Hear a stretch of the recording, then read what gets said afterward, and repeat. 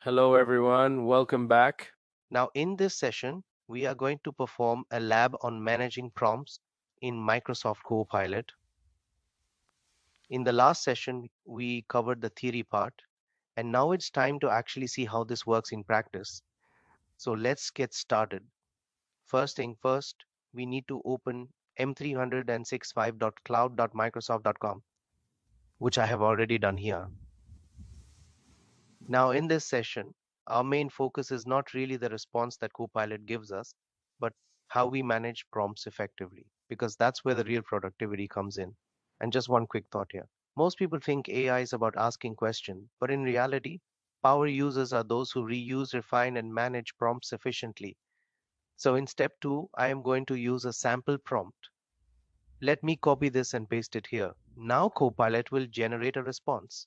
Since this is a new tenant, the output might not be very rich or meaningful, and that's completely fine. Because remember, Copilot depends heavily on your data. If your tenant has more emails, files, and collaboration data, your responses will automatically improve. Now the response is ready. Now what we want to do is save this prompt. If you hover over the prompt, you will notice a small bookmark icon. This is the option to save the prompt. Let me click on it.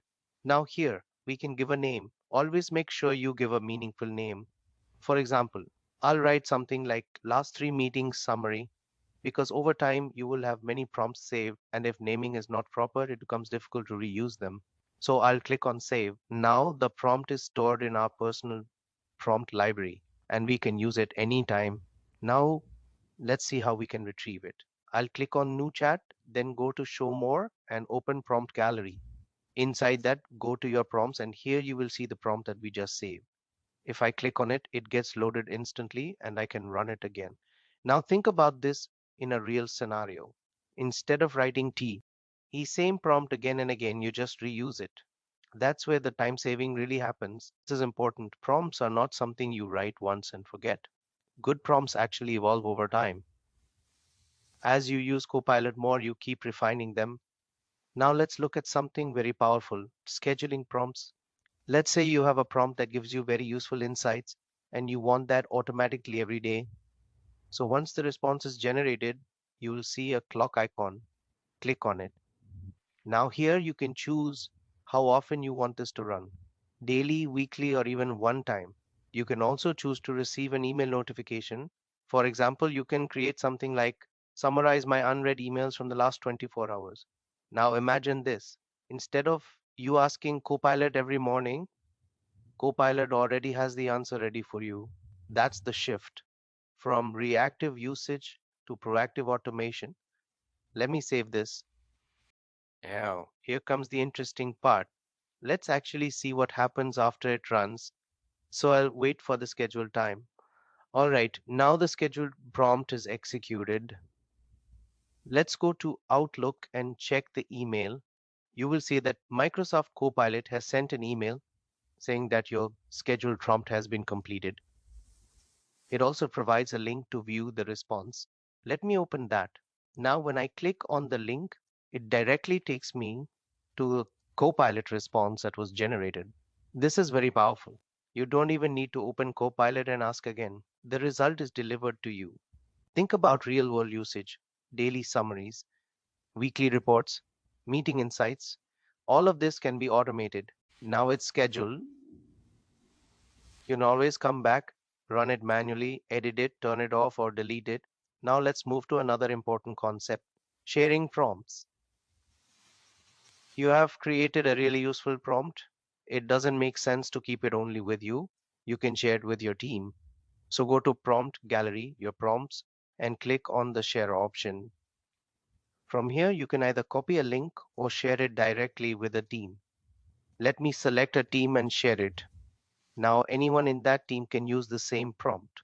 And this is where organizations start building a kind of prompt ecosystem where people reuse and improve each other's prompts instead of starting from scratch.